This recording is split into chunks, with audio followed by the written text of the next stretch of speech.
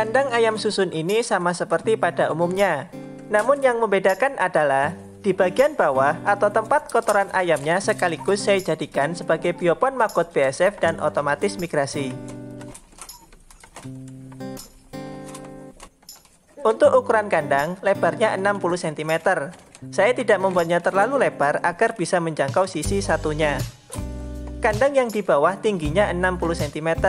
Saya gunakan untuk ayam usia 1 bulan ke atas yang sekaligus bisa muat kalau untuk ayam betina dewasa.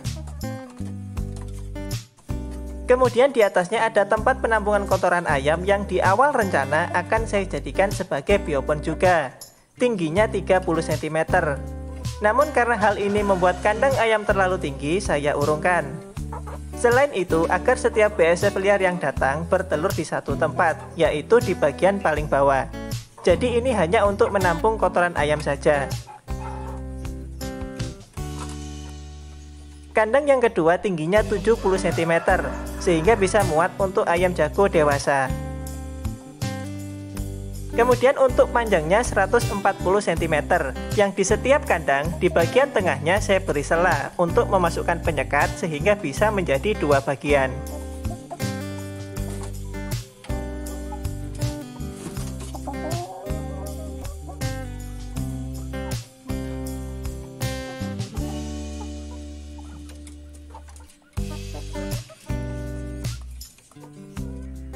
Oke, lanjut ke topik utama, yaitu ada pada bagian bawah kandang ayam.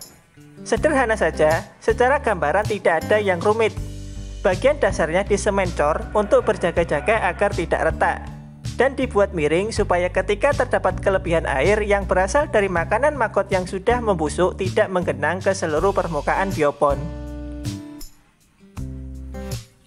Di bagian depannya ada tempat migrasi maggot.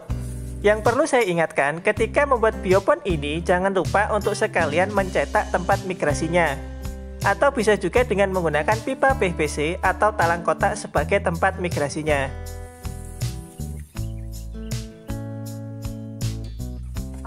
Lalu di depannya saya buatkan penutup dari kawat ram yang sekiranya BSF tetap bisa masuk.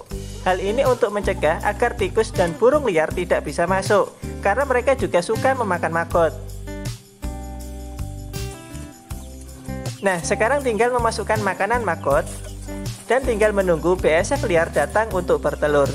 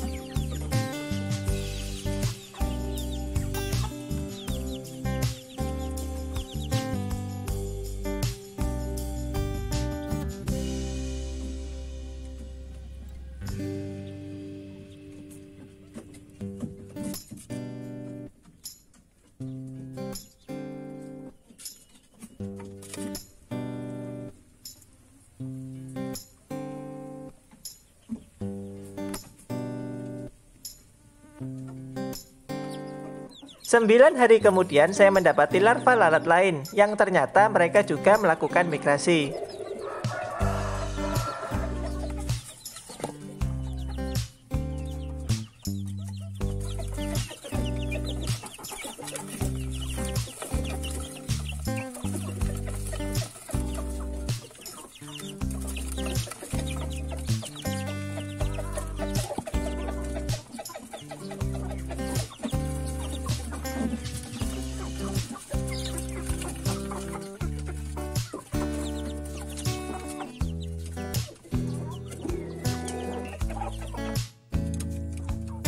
Dua 21 hari kemudian sudah ada beberapa maggot yang mulai migrasi. Namun ketika maggot ini saya biarkan di sini, besoknya mereka menghilang. Dan ketika saya periksa di malam hari, ternyata mereka bisa keluar dari tempat migrasi.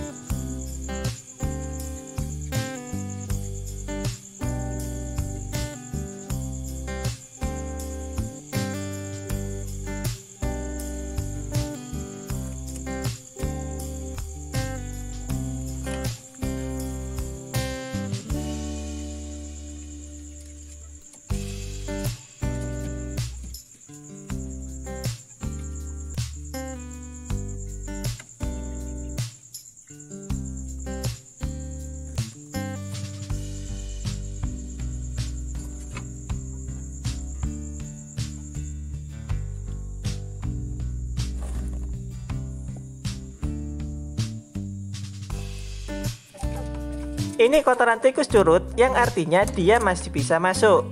Dan maggot yang tinggal setengah ini karena dimakan tikus tersebut.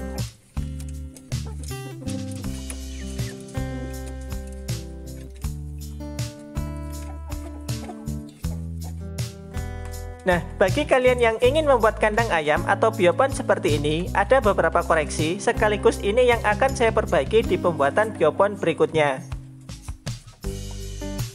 Pertama, letak tempat migrasi maggot. Jika lebar kandang ayam 60 cm, buat tempat migrasi ini pada ukuran 61 cm. Tujuannya agar makanan dan kotoran ayam tidak jatuh ke tempat migrasi. Kedua, tinggi tempat migrasi maggot minimal 2 kali panjang maggot. Misalkan panjang maggot 2 cm, maka tinggi minimalnya 5 cm, agar maggot yang sudah bermigrasi tidak kembali ke biopon. Karena ini kurang tinggi, beberapa maggot ada yang kembali ke biopon. Lalu buat permukaan semennya lebih rata atau halus agar maggot yang bermigrasi tidak bisa keluar. Atau kalau mau lebih praktis, kalian juga bisa menggunakan pipa PVC atau talang kotak sebagai tempat migrasi. Ketiga, pastikan tidak ada celah agar tikus curut tidak bisa masuk. Dan yang keempat, di bagian dalam biopon juga jangan ada celah agar tidak dijadikan maggot sebagai tempat bermigrasi. Kemudian selagi menunggu perbaikan, untuk mengantisipasi maggot yang keluar dari tempat migrasi, di depannya saya beri penutup yang sekiranya tidak bisa dimasuki atau digeser oleh tikus. Tujuan maggot melakukan migrasi adalah untuk mencari tempat yang kering dan aman sebelum memasuki masa pupa. Sehingga penutup ini akan melindungi mereka dari serangan tikus. Meskipun hal ini akan membuat maggot masuk ke dalam tanah, namun hal itu lebih baik daripada dimakan tikus.